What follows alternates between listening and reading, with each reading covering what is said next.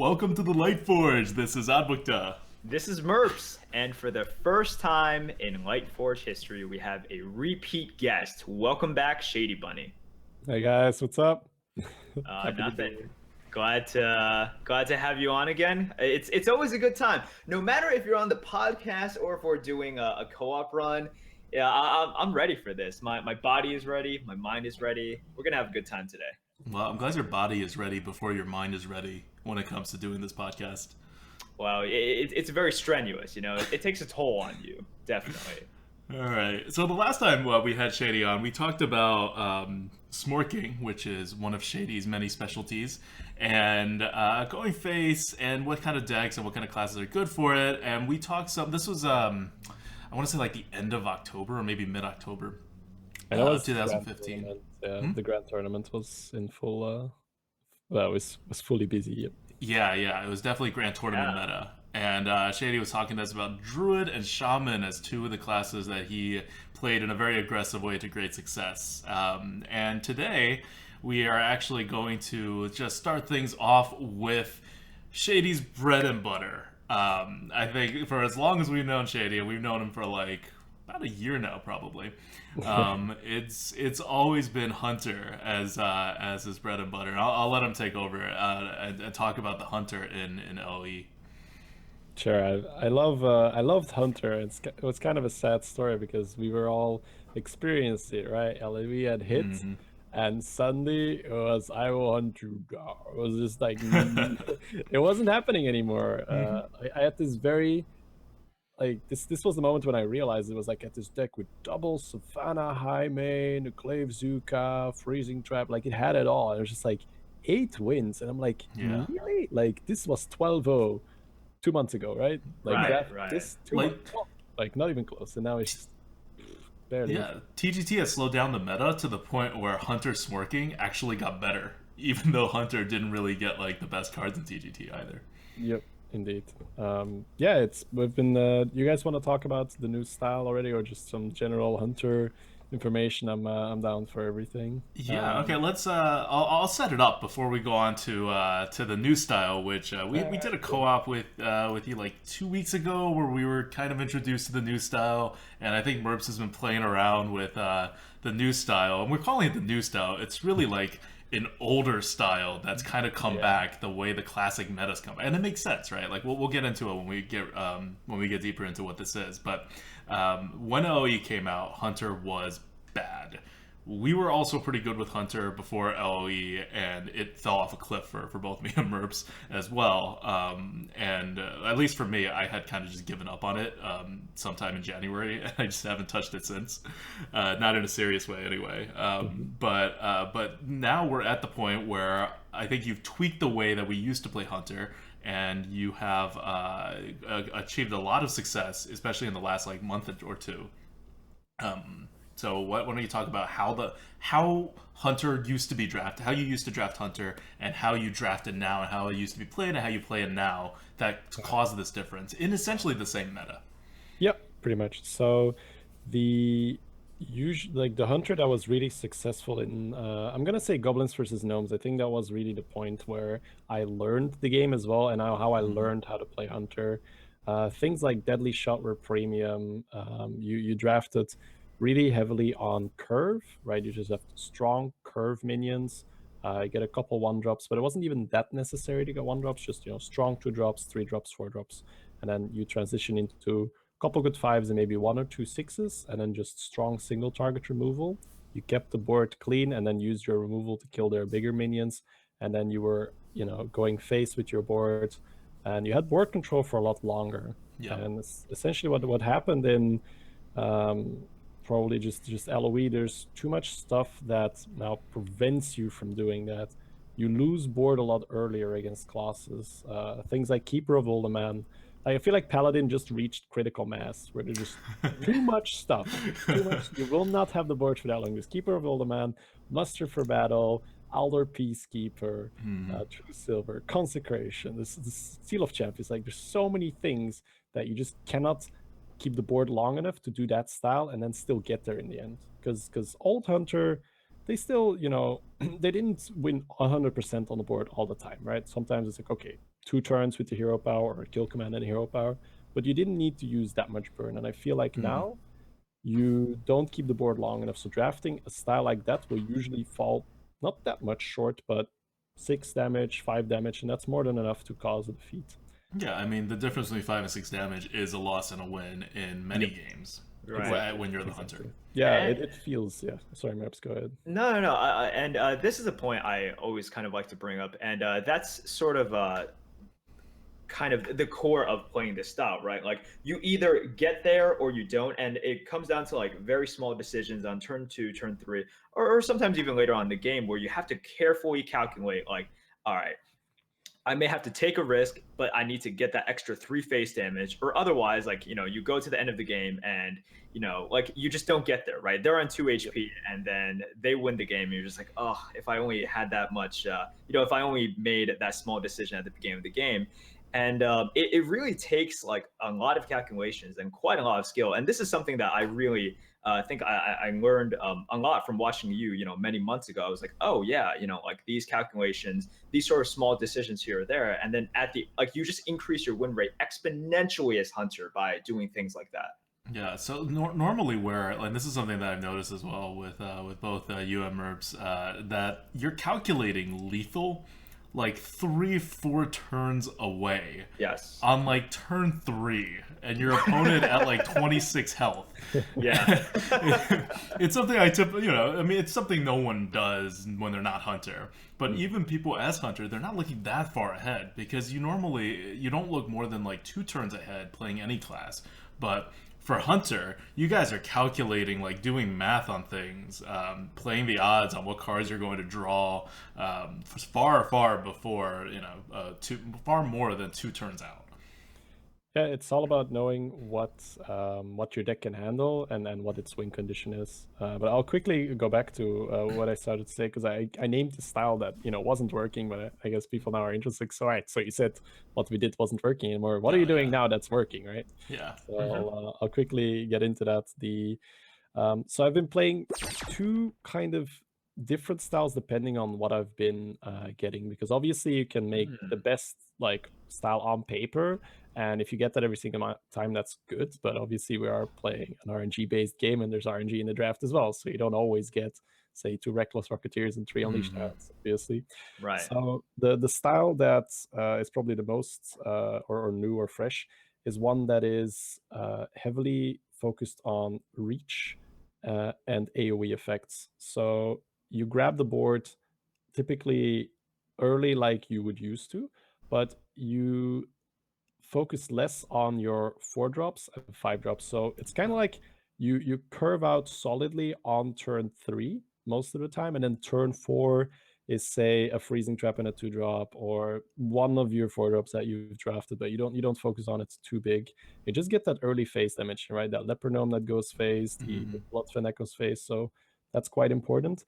Then you switch into I am going to keep you off the board. I've dealt my early face damage.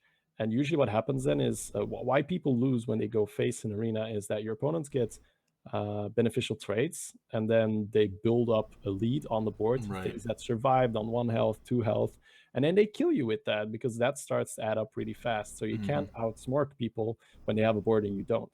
So what you do is you kind of say, like, all right, timeout. I'm going to reset the board now. I'm going to play an explosive trap. I'm going to play an explosive shot. I'm going to play a multi-shot. I'm going to play Unleashed Hounds, all these good AoE cards, power shot, another one to be named. And then suddenly what happens is the board's kind of reset. You don't have a board, they don't have a board, but they're on like 15, 17 life, and your deck is full of things like Arcane Golem, Reckless Rocketeer, maybe even a longbow, right?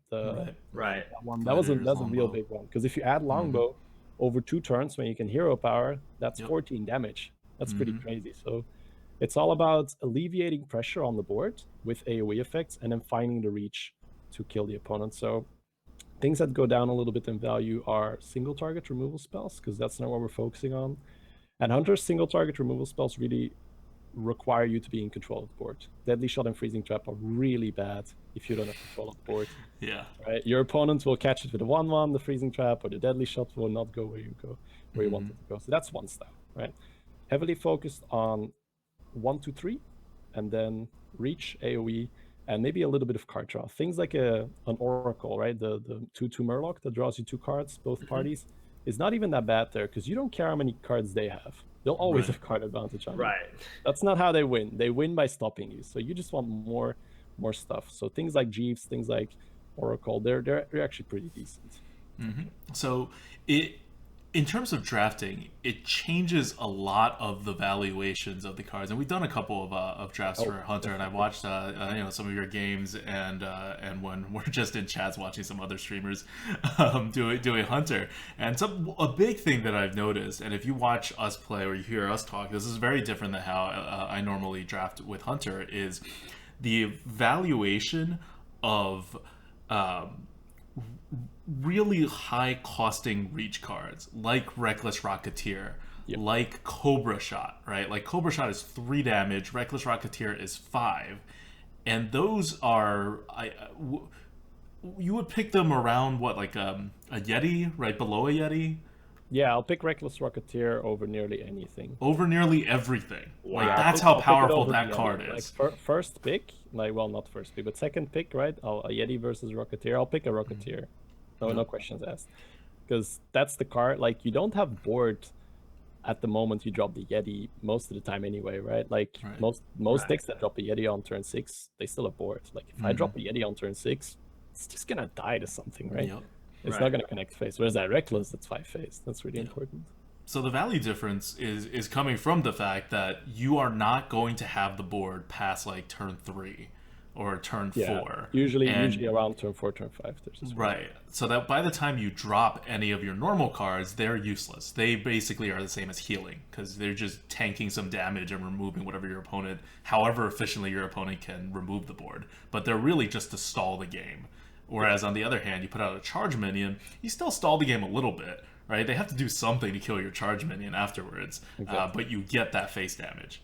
So that very heavily shifts things in favor of stealth, charge, weapons, direct face damage, even to a greater degree than how they were always, pretty good cards for Hunter. They're now by far the best cards. Because, and we say this a lot, right? Even for a 2-drop, you're more likely to draw it and play it after turn 2 than before turn 2. So, especially for these bigger hitting cards, they're all going to happen without the board. Any card that requires you to get value out of a board, even if it's something like a Yeti, where, it's good even if you don't have a board, but those all pale in comparison to something designed for you to not have the board. Yep, exactly. Yeah. So, Shady, I guess one of my questions is like, do you think that this shift was necessary just because of, I mean, we could talk about exactly how good sort of the offerings for hunters are now, but I think everyone would agree that like, with bad. Okay, they're bad. They're pretty bad. It's not sugarcoated. Right. Okay. You're gonna have a crappy deck 70 to 80% of the time you draft Hunter. So like, it was much easier, when you were talking about in GVG, and then also TGT, like when you had Glaivezooka as a additional offering, right? Like that was ridiculous. And with that, you could sort of play a style that sort of said, okay, I might have the board in the early turn. You coin out a 2/3 fall up by Glaivezooka, like you're guaranteed to have the board, right? That still works, by the way. Just throwing it out there. If you have that start, you still win, right? That still works. It's just like you don't have it consistently enough. Right. You can't rely on it anymore.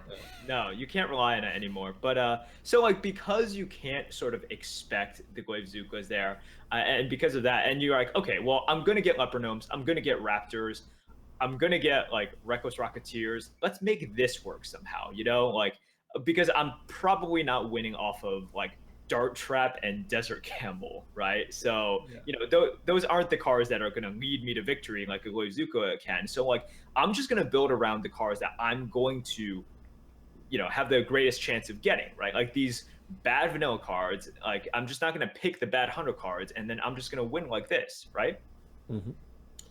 I think it's interesting just because I never thought it would work. Like it's just the quality of these cards, right? Because you're faced up with like Keeper of Ultimon's and like all Ethereal Conjurers and all of these like super value cards, and you're just like, no, I'm just gonna Reckless Rocketeer though.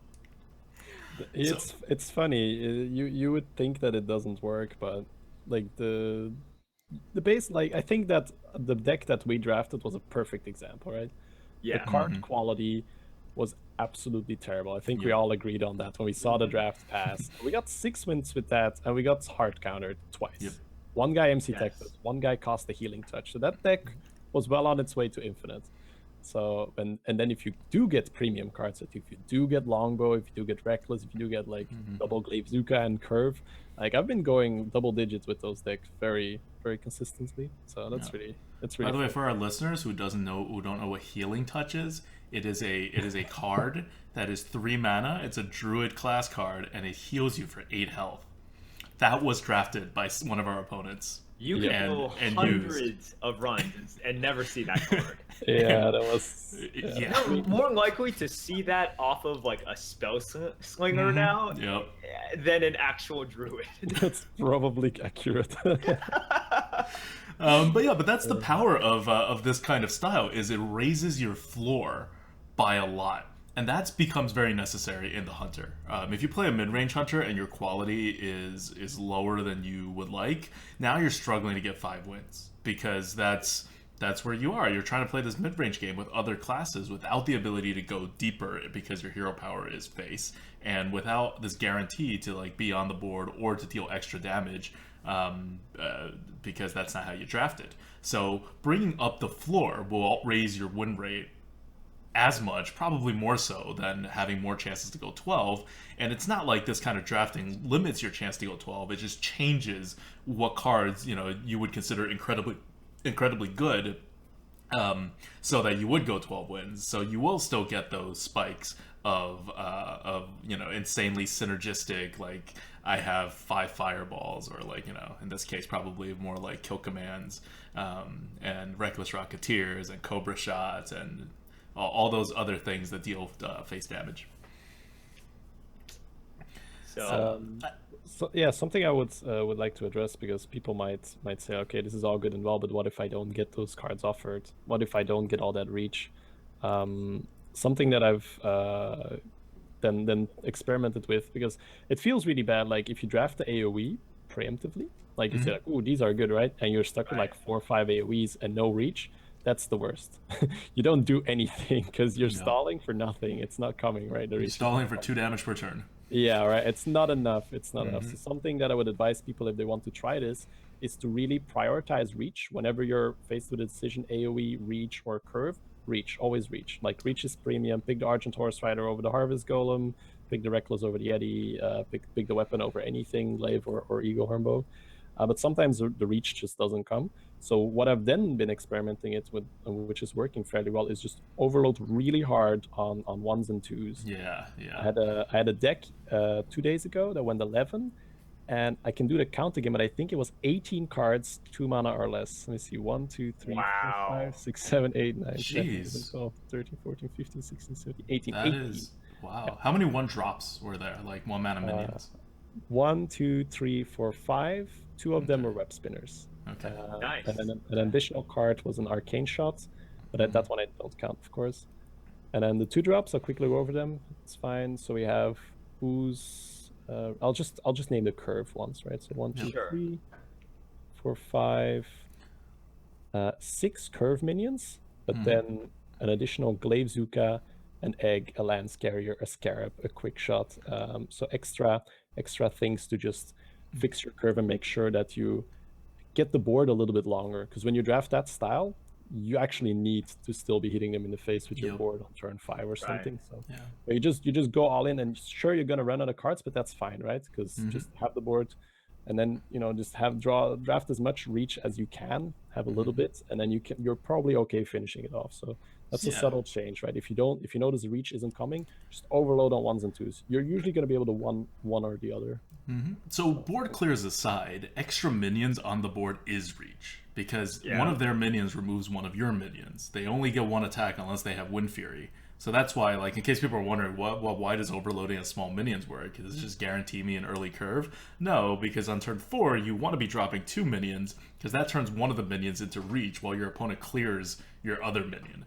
Right? Exactly. So that's just the math of how it works. And this sounds really similarly to how I used to play Warrior, and how Warrior still kind of leans that way depending on how your draft goes, which is that you end up with a class that kind of has to go face in order to have a chance, but you don't have very good cards and you don't have a very good ability to go face. With the Hunter, you're talking about, this happens when the draft doesn't give you reach cards. With the Warrior, this happens because your hero power is not the Hunter hero power.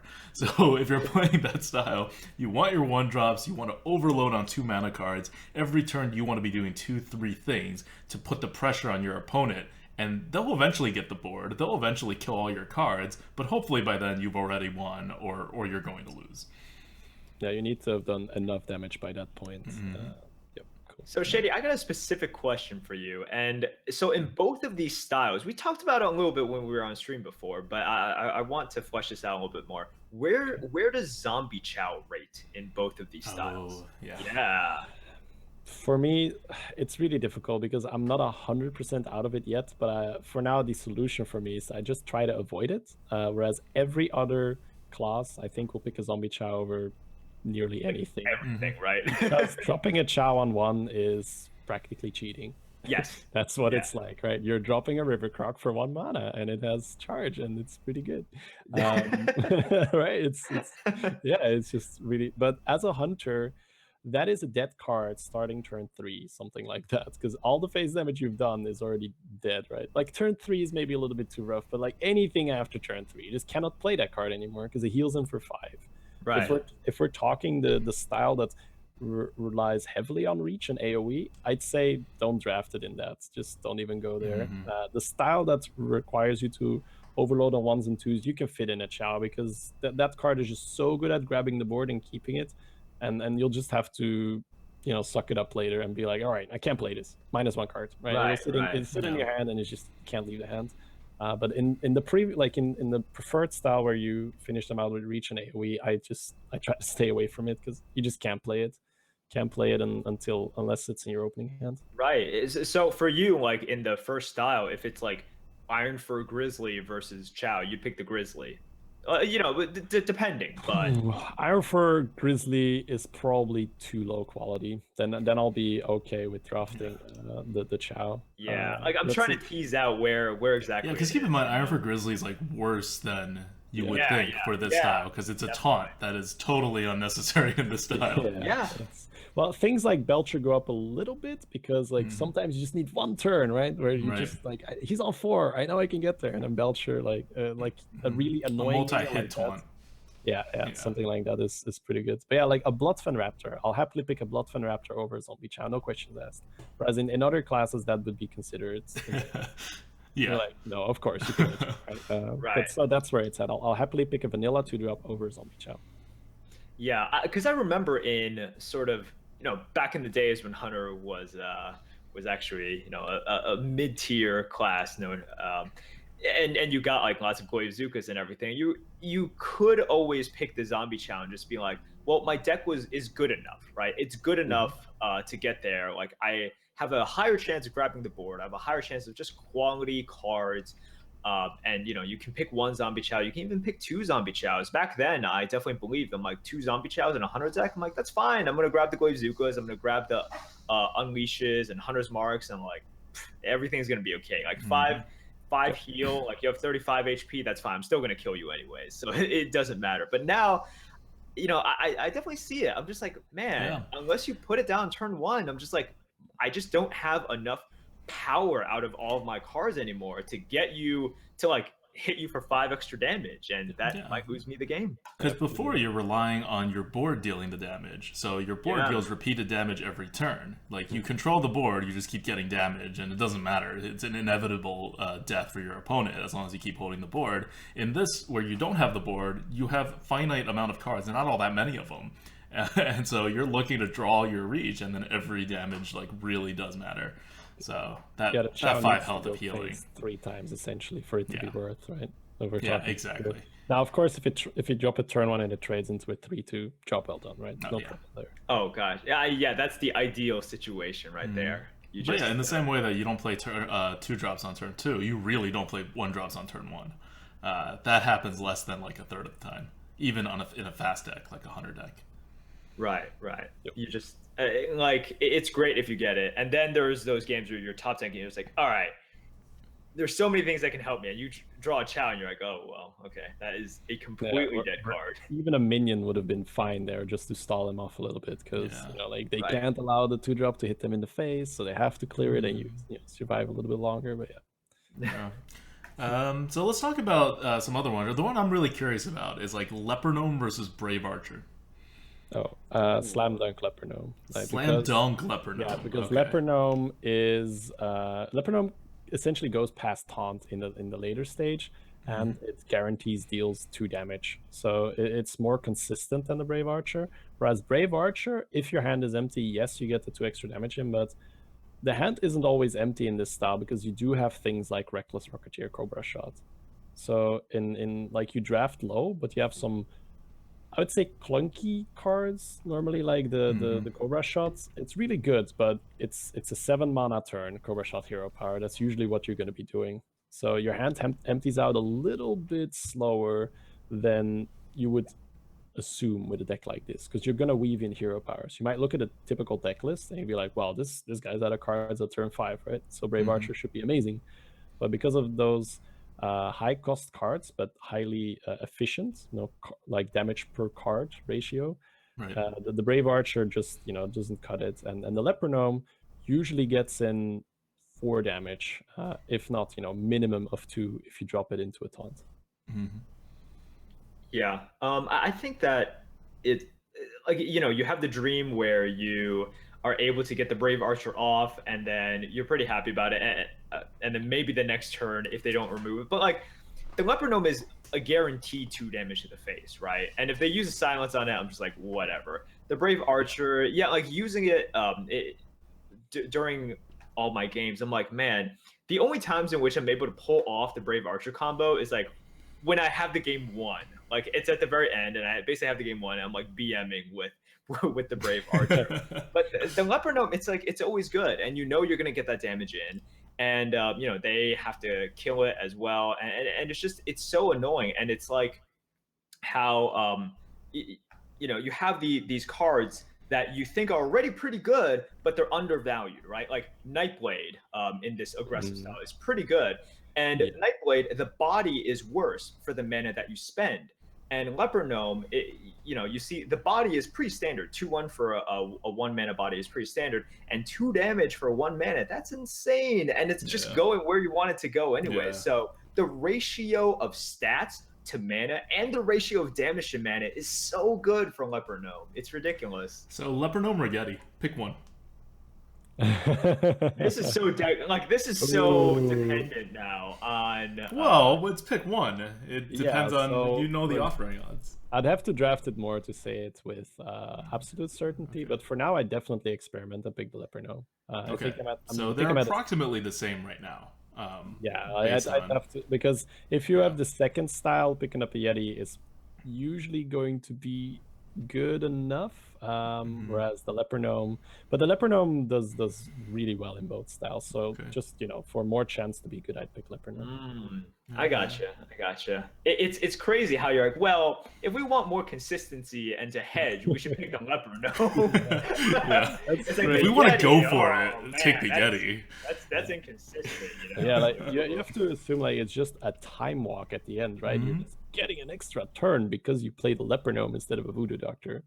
Right? Like the Leper Gnome dealt 2 additional damage, and that's just an additional turn, and that's usually all you need to close out the game. So, I mean, this is what I love about the arena, right? Like, we generally play like a tempo-based style, and if you talk to constructive players, they go into arena and they're like, oh yeah, every deck is like a tempo deck. But then you have completely like high functioning, if not like maybe the optimal way to play Hunter right now, at least your record in the last 2 months definitely indicates that, is this way that flips everything else on its head, right? Like Yeti, probably not better than a Leper Gnome. Like, when that statement could come out on the first pick of a draft, right? It's not even like, oh, I have a draft that's going face, so I'm going to pick a Leper Gnome over a Yeti. It's just more often than not, your draft is going to lean towards the Leper Gnome over the Yeti, so you might as well just pick it on turn 1. Yep.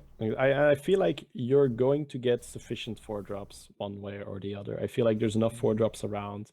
The Shredders, Yeti, Mech Yetis, even Ascension's fine, Heckler's good, Lost All Strider's good. So the Yeti fills a fairly generic role, whereas the Leper Gnome is an extremely specific role. It's reach and it's a 1-drop. That combined makes it extremally valuable for both styles. Yeah. So for those of you guys out there, if you know you're going to face Shady, draft all the Thrallmar Farseers and Mogushan Wardens that you can. You are going to wreck him. Heal bots more than any other streamer on Twitch. Healing Wave. I remember when we saw that Healing Wave, it was like the worst thing possible. Like, you could have dropped a Boom and we would not have cared, but Healing Touch, Healing Wave, any of those cards. Way too OP. Blizzard has to like nerf these cards. Like, healing should not be allowed. You should know exactly how. Taunts already cheat, so what the heck is healing? I know, right? Like that's beyond cheat. Things like animated armor, right?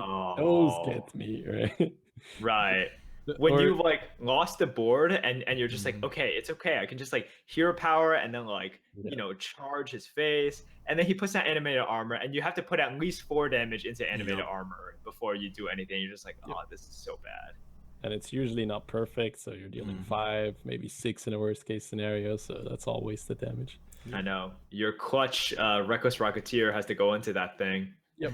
But that's the cool thing because you're drafting to beat the meta. And the meta is not those things. The meta is very slow control mages with lots of ethereal conjurers, which we don't care about because they're just, you know, they're sure, pay 5 mana for that body. I'll just, you know, I'll kill it with my Cobra Shot and deal 3 damage to your face as well. Yeah, that's why Cobra Shot is so great. Like, it mops up a threat that, like, you people usually when they play against this hunter, like, okay, so he's just going to hit me in the face. I'll just develop this high damage, low health minion because what's he going to do about it? Cobra Shot is perfect for that kind of minion. Wow. Just weaving that in there, by the way, just the topic about Cobra Shot. You guys heard it here. Okay, like, Shady has solved the meta. Like, 2 of the most OP cards in the meta, Ethereal Conjurer and Keeper of Oldemon. Like, mark this down, okay? Cobra Shot, fantastic against Ethereal Conjurer. Okay, so start drafting on the Cobra Shots. Keeper of Oldemon, just don't have any minions left by that time, and you're good. Don't have any minions bigger than a 3/3, right? Yeah. Don't have any minions worth Shadow Word Deathing or Ultimating. Yeah. That's also a huge part of that stuff. Yeah, I haven't even touched on that. Some just dodging their big removals, just dodging their. You know that feeling when you've drafted Shaman, you've got a Hex in your hand, and you're just like, all right, any turn now, he's gonna play a War Golem. I'm gonna Hex it. He's going to pay 7 mana, I'm going to pay 3 mana, 4 mana lead, I'm going to flip the board on him. And that just never happens with this style. They're just sitting there like, I'm going to have to hex this Huffer or whatever, right? It's like, going to have to throw it on an inferior. Like, that's the time when you, like, play a minion and like, a totem, and then you hex your own totem to get a taunt. Yeah. Because that's the best use of hex at that point. Probably, yeah, probably. Which, by the way, is a correct choice for the Shaman sometimes. Especially against decks like this. In very sad times. Yeah, right, very sad times. But yeah, so this is a very interesting style, and one of the things is we're at the point now where, like, this is what I call this, especially in Constructed, because the meta's more settled in. The meta's more like deck dependent, so it's very clear which decks you're facing.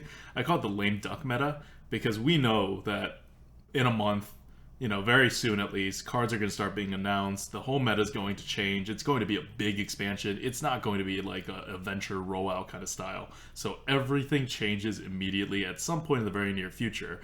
And so we're at the point now where, and you've already had so much time to figure out the meta, right? Play your mages, play your paladins, your rogues, what have you. If you haven't played Hunter, if you either just like don't play Hunter generally, or if you just think it's a really bad class, which it kind of is, which is kind of the whole starting point of why Shady shifted to this playstyle. It's to adjust for how bad the Hunter cards are. Just pure necessity. Yeah. Like Hunter's a great. We talk about Warrior because I'm a big Warrior fan, but Hunter's also a great class to try out. It's high octane, a lot of smorking and going to the face, and it's fun. You get to do something totally different. Yep. Yeah, people forget that this style is very difficult to play, right? We might meme about it and say like, "Oh, just hit the face, you'll be fine." But like every trade, you now need to evaluate. Like, can I afford to drop this Bloodfin Raptor into his River Croc? That's how you have to think, right? Can I afford to make this trade? Like, usually we talk about the punishes, like, "Oh, but if you don't trade, you might have a Shattered Sun Cleric, or it's a Paladin, you might Divine Shield you." But you might say like, "Okay, that's a risk." But there's also a risk that at the end of the game, he's gonna have 3 life, and if I had hit him in the face, I would have won. The ultimate regret. Yeah, every time, right? And that's just one trade, and like every trade in the entire, because some trades you need to take, right? You don't win by just throwing everything face, but there's a lot of the trades where you normally take for granted. You here have to say no. He has to make that trade. I have to go face here. And a lot of the times, it's like you will give him a better trade for 2 more damage to the face. Yep. Like that happens so often in this kind of play style, because you're the only point of your minions being on the board is to taunt damage going to your face and to deal damage to his face, and that's not accomplished when you trade. So it really shifts a lot of your calculus out, and that's why, like I said, right, like I see you guys counting like how much potential damage you need and how much is like a reasonable thing to expect to draw, and how much each minion could possibly be dealing to your opponent's face, like 4 turns out, which I never calculate anything 4 turns out. Like maybe Rogue turn 1, but even that's probably only 3 turns. I thought you were just gonna end your sentence right there, like I never calculate anything. Takes too much time. I'm bad at adding. It just throws the whole thing in for a loop. It's time inefficient. It's counting thing. Yeah. Okay. So let's go to we'll go back to smorking more generally after this. Let's do a question from the goat, Merps. All right. So, question from the goat. It's fairly related to what we've been talking about, but and I'll throw it to Shady first as the guest. So, next expansion, which should be announced or previewed, any day or any week now. What do you want to see for the hunter? What cards do you want to see? And you could be as general or as specific as you want. Like, I don't know if you have like a specific card in mind, share that, or just saying like, I think hunter needs more healing. Yeah, it has like none. Yeah, the first idea when you guys said that question was like, oh, I want an early game weapon, and that's like fairly boring, I'd say, because we already have that with the Glaive-Zuka, but that is what it would take to restore Hunter to like its more consistent style. Even though I enjoy this style, Glaive-Zuka is still very premium in this style, so just having that early weapon for board control would be great. But overall, just perhaps another nice beast synergy. Like we've got Ram Wrangler, we've got this Stable Master. Trying to think what else we can do around that. Just perhaps when you have a beast on the board, when you play this minion, deal X face damage. That could be a cool synergy card. Ooh, nice. So kind of like Kill Command, but in minion form. And the minion would be understated for its mana cost. But it would deal how much it's understated would obviously be dependent on how much face damage you'd be dealing with. That could be a cool concept, right? Have a beast on the board and pew, it becomes a Nightblade. Right. So kind of like a Blackwing Corruptor, but instead of a dragon, a beast, sort of like that. And it shoots the face. It can't go forward. It shoots the face. So well, that's even better because no misclicking. Right? No misclicks, exactly. No, we could make it into targetable damage, but yeah, it's a vague concept, and it would be nice if they could play around with something like that. Yeah. That is nice. Yeah, I mean, I have a similar idea, but less smorky and more mid-rangey. So right now, mid-range hunter, like the reason we're here is because even somewhat mid-rangey hunters kind of suck right now. Like people are not averaging much more. Like the best players aren't averaging much more than 6 wins per run doing that, and they're beating like 8 wins per run with like your mages, your paladins, your rogues. So that's like a 2 win per run difference. That's not even in the same like game that you're playing. So I think beast synergies is a cool way to go about it, and I don't mean we need more beasts. I've just been feeling like there's not as many things that I get to draft now that uses the beast that we do have, right? Like Right. Houndmaster's been diluted a bit. Kill Command is still there, but again diluted a bit. There's no real good new ones. Ram Wrangler is a rare or an epic. I rarely see it regardless. And it's a little too RNG, right? Like it's RNG in that you need a beast, and then it gives you an RNG beast. Like that's way too RNG, and it's not even like a card in your hand; it's an RNG beast on the board. So you have to build like mana cost into it. But I'm thinking something like very Houndmaster like, right? Right. And something like Druid of the Fang, it's always felt more hunter-ish than Druid. Yeah, Ish. right, exactly. Right. Exactly. I'm just like, okay. And no, I totally agree with what, like, if you think about it, Druid of the Fang and Ram Wrangler, they're sort of in the same, like you get a huge stat bonus if you have well, if you have a potential. beast, right? But with Ram Wrangler, Right. it could either be like a 1/1 or it could be a charging King Crush. I'm just like, what the heck? That it's way too. And with the Druid of the Fang, you know you're getting a consistent +3/+3 on the body, which is pretty good. And it could Like, be even like a combination of like what me and Shady were talking about, right? Like it's a beast, and if you have another beast on the board, it gets charged. Done. Sure, right. something Okay. like that. Yeah. So it's a little bit more, some like it's what ADWCTA also said. It's like you have the beasts, but usually it's like, well, what for?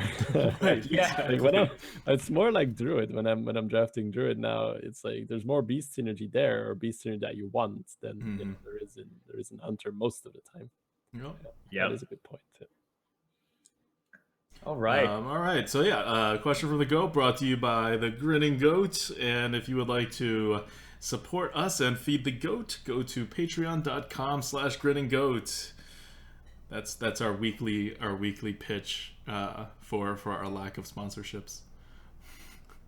Okay, let's move on to. So we left Deep Fried Meta for the very end because I really wanted to start this whole thing off about the Hunter, and this is like a really interesting way to play the Hunter, and it's even more like what amazes me about the whole way we're talking about playing Hunter is that it's so extreme compared to like the spectrum of how people normally play Hunter. It actually plays it almost as if it was a constructed deck, even though it's not, even though it's precisely because their card quality is so low that we're doing this. But you can kind of, maybe not go this far, but you can play a lot of classes in a very face damage oriented way where you favor face damage over getting like good trades. You maybe try to prevent like disastrous trades, but you would generally prioritize face damage. You would draft those Reckless Rocketeers, spells that are flexible for going face or not, charge minions, stealth minions, and all that stuff. And so I want to open up this Deep Fried meta up to some more smorking strategies outside of Hunter. Sure. I guess I'll start because recently, I think it was on Thursday, I believe, I played a rogue that was just ridiculous. Like it went 12, but it had Wisp, it had Headcrack. We did have, I think we had a Reckless Rocketeer, Shady's favorite card now. That's a good Hunter card, by the way. Headcrack. Give that to Hunter. Double hero man, power. Amazing. That would be so good. Yeah, I would say that's ridiculous, but then I remember what is that mage 3/2 that makes your mage hero power like basically go twice? Fallen Hero? Yeah, Fallen Hero, right? Yeah. This would be just like Fallen Hero. It just makes your hero power double. Well, I mean, you could say Garrison Commander for Hunter, right? Yeah. Which is a pretty good card. Also, really good in Hunter, by the way. And Yes.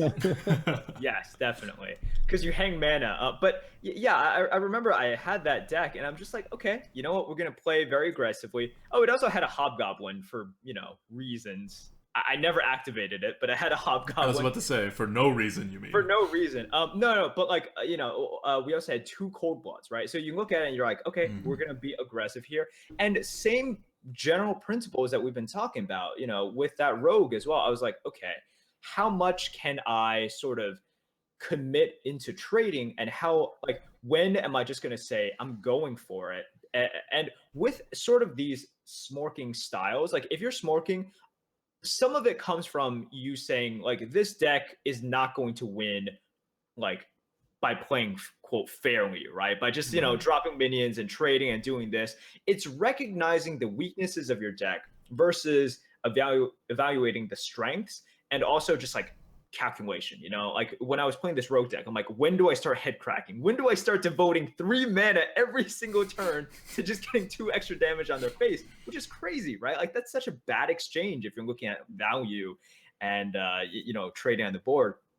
But there were some games in which it was turn 5. I'm like, well, I could try to like keep on playing straight up, but no, like I'm just gonna lose because I'm just gonna draw hobgoblins and no one, you know, no annoytrons to follow it up with or anything. So I'm just gonna start head cracking. I'm gonna start going face, and this is my calculation. I'm just gonna go for it, and I think it's a pretty powerful style because of stuff like Shady said. You know, like animated armor is not the meta. Like heal bots, while people have them, that's not the meta right now, and people are not drafting these cards. So you do what you can when you have an aggressive deck, and you just go for it. A good way to look at that, people always look at the punish of doing this, but look at the punish of not doing this. Yeah. Like you are going straight up against the paladin that will probably outvalue you in the long run, and people just like, oh, I just lost. But no, you could have won like 5 turns ago and just shifted, right? Hit him in the face, you have the reach. So this style is pretty, like, if you're learning it, you're gonna make mistakes. You're gonna make a lot of mistakes, but you're gonna feel it at like, oh, I could have won that. And that's exciting because usually when you just play straight up, it feels like, okay, who has a better deck here? And then that guy wins. Like if we're just going into the very late game, it's like, okay, you just had more stuff than I had. Congratulations. But this style, you can take it more into your own hands. It's like Merp said, it's almost like you add a third component into the equation. Instead of tempo and value, you now have tempo, value, and face damage, and you have to put like a certain value on that every time. Like, how much value is this face damage on this particular turn? Is this gonna matter enough? Do I have to drop the board now? Will I get there? And it's funny that Merps mentioned that because I had a 12 in Rogue with 3 Cold Bloods and 2 Argent Squires. Oh, this is the new place. This is the new Where was Rogue place now, dude. You can't be true sport. I didn't have Headcrack, but I remember one game in which I had turn 4 concede, in which I had 2 Argent Squires with Cold Blood hitting, and the mage was just like his first idea was like, wow, this guy's crazy. I'm just pinging the shield off, and then you put Cold Blood on your second Argent Squire, and he's like, wow, I'm not gonna make it. He pings the 5-1 because he can't do anything else. Like, the minions just worse. It's just like bash the face, eviscerate that. It's just the guy just like the turn went to him, and turn 4 he was like, well played. Yeah. So yeah, something like that.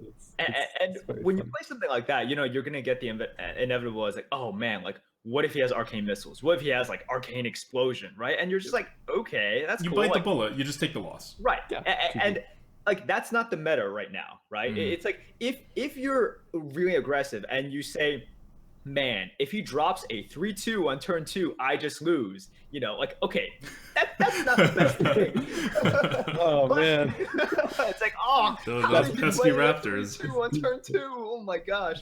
But I mean, if you're gonna say, okay, if I lose to arcane missiles, then okay, that's cool, right? Because if you don't do that, if you play the normal value game, you lose to Keeper of Oldemon, you lose to Force Tank Max, right? You lose to so many things. It just doesn't seem like you're losing to it because it's not directly removing your minions, but it has the same effect. It's just a slow dripping death, basically. It's a slow death that lost in it, and it's not exactly clear as, you know, if you have 2 5-1 Argent Squires and they get arcane explosions, yeah, you've lost right then and right there. That's very obvious. Yeah. And I want to talk about the skill and how skill evolves in the arena. Back in Classic, in the very beginning, skill in the arena involved a lot of who knows what trading is and what a good trade is and what a bad trade is, because a lot of people didn't. And so once you know that, you can get such a big lead tempo-wise, card advantage-wise, everything-wise, that you just win the game even with inferior cards and inferior draws. And that was good because it gave people like, what you're always looking to do in the arena is to take a worse deck and beat a better deck. Right. Or to take bad RNG and beat good RNG. Because you have to consistently do that, otherwise you'd win your 3 games per run on average and you'd be done with it. So, in the beginning, focusing on tempo, board, value for a card advantage was fine because people couldn't do the basic trading. Then, around GVG, by that point, people had already figured out basic trading, even like deep into Nax. So you had to add this new element of also going face into it. Now we're at the point where just when you're at like 10 wins, 9 wins, even 7 wins, the decks you're facing are so unbelievably powerful Yeah. because there are so like there's always fewer people as the average skill rises. When you get to higher win rates, you're still always going to see more and more insane decks. And so you need to up your own game and figure out how to beat these insane decks. And so smorking harder is one of the ways to do that, as you can no longer squeeze out like advantage by trading. So as the game progresses, because trading is a kind of weird to think about it this way with how bad of a rep hunters get in constructed, but trading in the arena is easier to grasp than figuring out when to turn and go face. So more and more people grasp that, then get your normal good decks, and they will beat you because you can't outskill them in that area, or you can't exclusively outskill them in that area. You may be a better player, and you get, I don't know, a 2/2's worth of advantage compared to where you would be, but that's not enough to win the game. So, on the other hand, if you had switched your whole calculus into face damage rather than board control, you may be able to steal like even like a third of those games, and that's a huge difference in your win rate. Yeah, I think that's a good point, and we were talking about it before we started this podcast. How we were saying before, if you were at 0-0, or if you were at like 0-1, you were pretty confident that the person you're facing up. Well, I'm like, okay, I have a pretty good shot at beating this guy, right? And then we're joking around. It's like it's just a 50-50 at all stages now. You're 0-0, you're 0-1. It's like, all right, Tyrion on turn 8, let's go. The number of Tyrions I've had to defeat in the past week, oh my god. I know. Oh my gosh. It's been ridiculous. But yeah, I mean, look, the game has gotten harder. People have gotten more skilled. And I like it just seems as though you have a much steeper mountain to climb, right? So Yeah. you have to adapt. And this is why we got Shady on today. Like Mhm. we've seen Shady who like he didn't have to adapt. He could just play the way that he played and like settled for his like I don't know like mere 7 win average. But he's killing it these days. He's Yeah. like doing really well, and he's averaging I don't know, but like very high 7s, right? Like I believe that's what's going on, and Yeah, it's because with Hunter. yeah, and with Yeah. Hunter, I mean it's incredible, and it comes from Shady being like, okay, look, everyone stepped up their game. I'm going to step up my game. And how am I going to beat these players who have Mhm. adapted? And it's the circle, right? And people are saying, like, there's a circle of like aggro versus control versus mid range, and then Right. it's all cyclical. But this is Shady basically evolving his hunter game to beat all of these good players, and it's hard. It's like you really have to appreciate how tough that is because like Mhm. not only do you have to adapt using weak class, you have to beat all of these players who have gained much more experience and who have like these killer decks now. So Yep. Yep.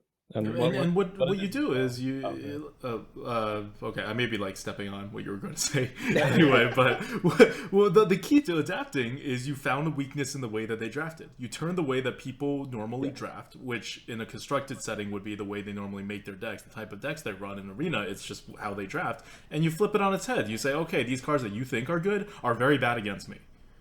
Yep. And these other Pretty cards much. that would actually do you a lot of good, like Healing Touch, you're not drafting. So Yeah, it indeed adds a new, and I feel like that's probably something that happens in constructed as well, right? People Mhm. are like, okay, we can't play aggro decks because of Grim Patron, and Grim Patron gets wrecked, and so the aggro takes over again, and that's kind of the same in arena where you look at what the powerful decks or classes are playing, and then it's like, okay, what do we really do to beat that?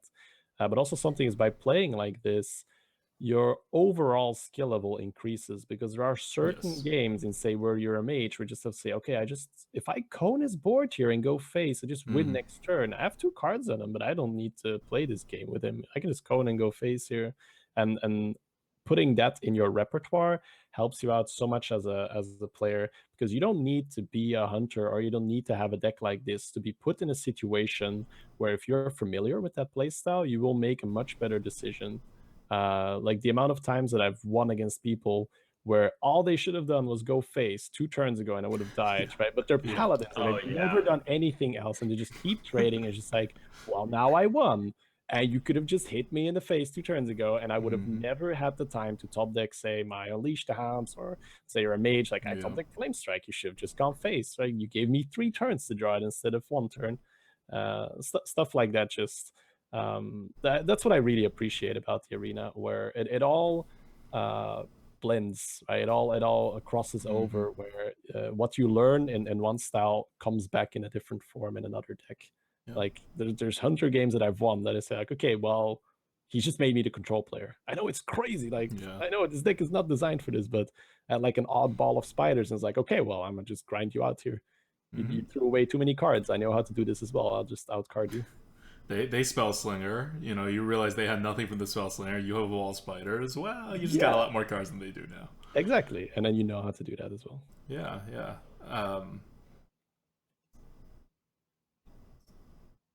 Yeah. Yeah. No, I had a thought, and I was gonna interject there. I was gonna say a thought, and then I didn't have the thought anymore when I was supposed to say it. Okay, fantastic. But I swear I had a thought. So okay, like here's the point where I think, because we are an educational podcast, Shady, if someone wants to sort of, you know, emulate this style of yours, like how do they go about doing this? Because, you know, we've been talking about like a lot of factors that go in, right? Like other than just playing more and, you know, going face and sort of doing these calculations, sort of like how did you sort of like you know, really like teach it to yourself, and like what tips would you give to people who want to smork as much as possible in the arena? It's, first of all, it starts with different card appreciations, right? Things like seeing that a card like Nightblade is good for your strategy. That's where it starts. Like if you go like, well, I'll pick this Nightblade card, but I know it's terrible. Like no, that's where it starts, right? Card appreciation and knowing when to play a card. Wow. Step one, love your cards. Step one, right? You know, but I mean, there's a lot of people that have this, right? They have this engraved. It's like, no, explosive trap is unplayable. I'll never play it. And then they'll play it on turn 2. I was like, see, it's terrible. I was like, no, you don't play it on turn 2. It's the turn 8 play when their board is full of things with 1 and 2 health. So just knowing what card gets played when, that's really big. So, and that you can do by just watching streams and stuff, of course.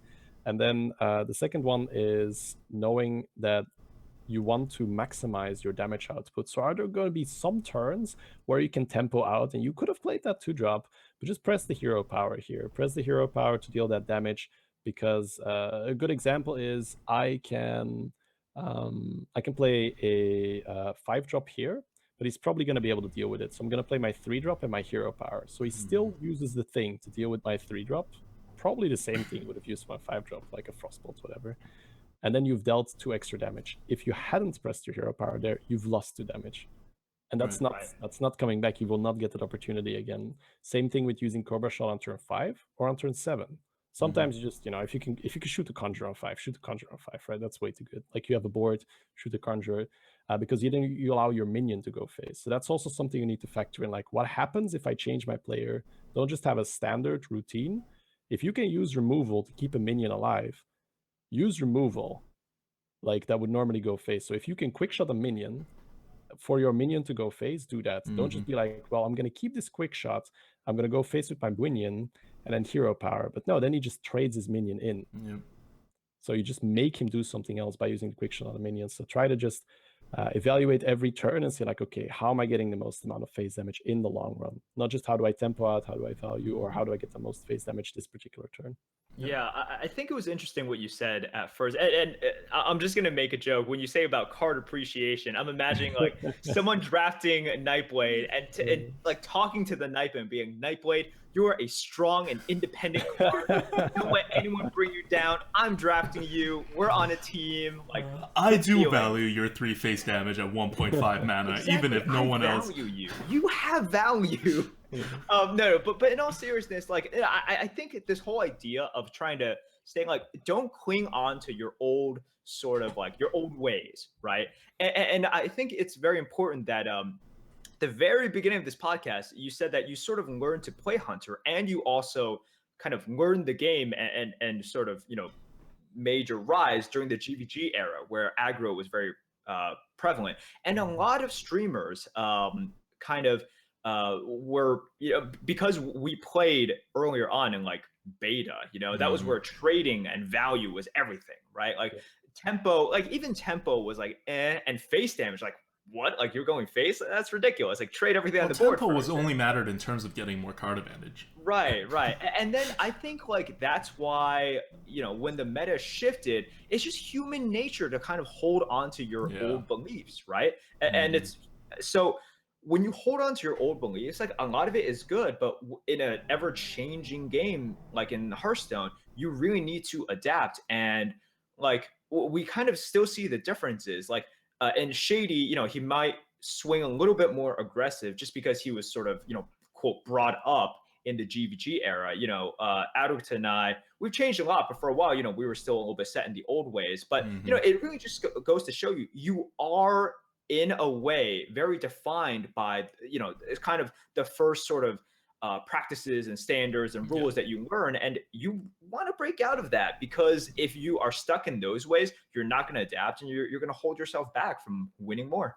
Step 1 is admitting that you have a problem. Wow. Okay. No, it took it honestly, when GVG came out, it took us like at least 2 months before we admitted 1-drops had a lot of value. Yeah, because they had 0 value before that, like 0. In LOE, I had to adjust a lot as well. Like I had been playing aggro druid, and suddenly I'm just hitting a wall with druid where it's just like, it's not working. Where's my stuff? Suddenly I'm not getting the living roots and the Donasis Esperant, and now when I get that deck, I'm like, okay, I know how this deck works. But now I'm just like, okay, I'm just gonna have to play mid-range druid. Aggro druid is not the it's still my preferred playstyle, but it's not offered the most. So yeah, just gotta evolve, gotta move on with what works. Yeah. So I remember my point that I wanted to say. Please share. So my point, and this is beautiful and wonderful, and it makes me happy that I remembered it eventually. So what used to like, this is more for the old school players who were indoctrinated, like Merps hinted at, in the classic era, where you play around Dark Iron Dwarf, you play around Shatter Sun Cleric, and you especially play around Dark Iron Dwarf or 2 damage, because between Dark Iron Dwarf and Abusive Sergeant, it was really, really high odds that your opponent can deal 2 damage. It was like a good 20% chance, 25% chance that you would get punished, right? So if you have a Yeti, your opponent has a Raptor, you eat the Raptor. You eat the Raptor because otherwise you have a 20-25% chance that the Raptor is going to eat you. Yeah. Now, yeah, we have Lance Carrier, but one that's not a great, for 2 mana, yeah, it gets the job done, but you're left with a 1/2 body, which is nowhere close to the other guys that leave a correctly sized body for its mana drop cost. And the dilution to today, compared to Classic, which was so long ago, and then you add a LOE bonus, it's so unlikely today that your opponent can get +2 damage onto a minion. It's so unlikely today that your opponent can get +1 damage onto a minion. Because if you think about what the +1 damage stuff is, it's like Shatter Sun Cleric, Wolf, I don't know, Raid Leader. There are things that aren't... Defender of Argus was a popular one. There are no new cards that do that, at least not neutral ones. So the dilution has really had its effect on the meta. And one of the key reasons why you would quote-unquote trade, not trade down, but eat a minion that is smaller than your big minion was because you would get punished otherwise. Now the percent chance you're going to get punished is much, much lower. So your incentive to just throw that Yeti into your opponent's face, even though there's a Raptor still on the board. If you think you're more face oriented than your opponent is face oriented, that's oftentimes a correct move. So even in a draft or like a playstyle where you care about the board and you do care about tempo, you're not just planning to lose the board and then dealing face damage to them to win the game. It opens up the avenue, right, of using your opponent's health against them, especially when you're facing a weapon class, if you just get some early damage on when you don't have to trade. Yep.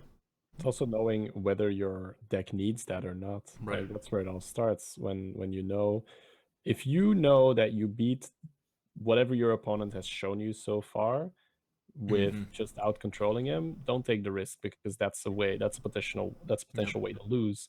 But yeah, if you know that your deck curves out at 6 and you have like 1/6 drop, that's not enough these days. That's not nearly enough to beat whatever they're going to bring value-wise. So yeah, then that 4 damage might very well be the difference between a win or a loss. But if you're bringing 2 Krakens and some card draw, make the trade, right? Because there's no need for the face damage at that point. Yeah. Cool. All right. I think that's it for this episode of Lightforge. Is there anything else you want to say, Shady, to our audience, or about the Hunter, or just face damage in general?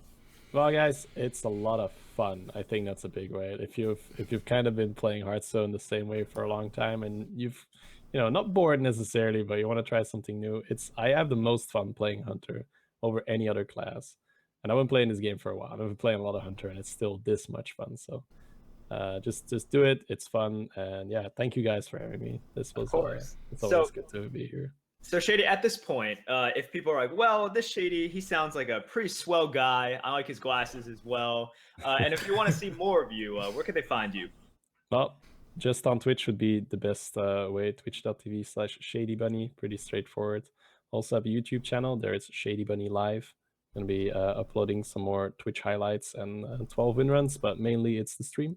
So they can check me out there. I stream 6 days a week. I usually stream more European time. Start at 1600 CET up to midnight CET. That's around 7 New York time, I think, that I end around that time. Yep. It's basically the entire afternoon for US East Coast time. Yep.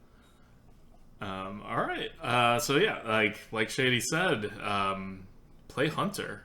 Play Hunter. It's a fun class, and it's not a good class the way you would normally play it. But if you try this newfound method, you could be beating the entire meta.